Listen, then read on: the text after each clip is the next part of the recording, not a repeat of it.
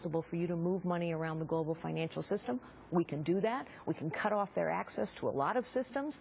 We haven't done it. Again, our adversaries everywhere would say, maybe the United States now is willing to confront its adversaries. Would you add to that, that when they said the destruction of Israel is non-negotiable, that's got to be taken off the table? Would you add to that, stop chanting death to America and stop being the world's leaders of state-sponsored terrorism?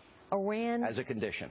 Iran is never going to agree to a nuclear deal unless there is consistent, concerted pressure, which this administration is unwilling, apparently, to exert. Let me ask you about Vladimir Putin and Ukraine and Crimea.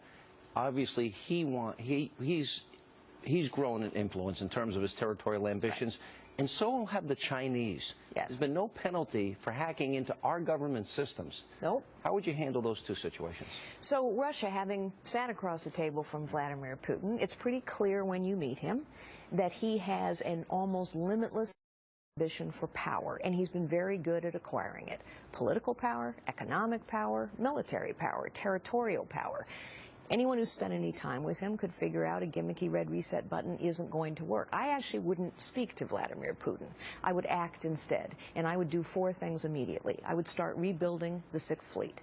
I would start rebuilding the missile defense program. I would begin conducting very aggressive military exercises in the Baltic states, and I would arm the Ukrainians. What Vladimir about Poland? When you said the strategic defense, did you mean Poland? Yes, absolutely. Okay. Absolutely. Why would Obama unilaterally and inexplicably just shut that down? Made no sense. We don't need to be talking to Vladimir Putin right now. We need to be pushing. So you do those 4 things immediately? Absolutely. Immediately. And I think Vladimir Putin would start to come around. The other thing I would do is allow us to become, we can, we should, we must become the energy powerhouse of the 21st century. And when we become the energy powerhouse of the 21st century, bad actors like Vladimir Putin have less leverage, undoubtedly. China, meanwhile, has gone from a sometimes competitor, sometimes ally to an adversary. It's clear they have. Once again, our allies are asking us for some very specific things, very specific technologies to be helpful to us in that region. We should be giving them to them. We should be conducting more aggressive exercises. I was encouraged to hear Defense Secretary Ash Carter's comments.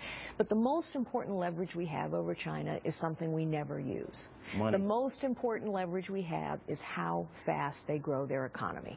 The Chinese have made a deal with their people, and the deal is this: we will grow this economy and lift millions of you out of poverty, and in return, you will accept a repressive, totalitarian regime, corruption, lack of safety standards, pollution, all the rest. They have to grow their economy. We are their largest market. Our companies provide them with a lot of what they need to grow that economy. And we have never used that leverage. They don't think us talking about currency manipulation is valid. They think we're manipulating our own currency. There's got to be a penalty, you would agree, for hacking into our government Absolutely. systems. And by the way, just to finish this thought, but I'll come back to the hacking for a moment. If we, for example, were to say to China, you're going to have to play by the same rules in our country that you force us to play by in your country, we wouldn't have permitted, for example, Alibaba to take advantage of our capital markets to launch their IPO. Hey, let's just play by the rules you want us to play by, which, strictly speaking, we are entitled to do under the WTO, and they have not. There's no reciprocity. No, they're not living by the agreements they made, particularly when it comes to the theft of intellectual property. You know, it's interesting because to sell a GM car there is next to impossible. That's right. Great points. And coming up, Carly Fiorina has plenty of experience in the private sector. We'll ask Carly Fiorina how she plans to create jobs, turn around this economy. That's next. And later, it'll be your turn to get in on the action. We're going to ask Carly Fiorina some of the questions you've been sending us via social media as Hannity continues.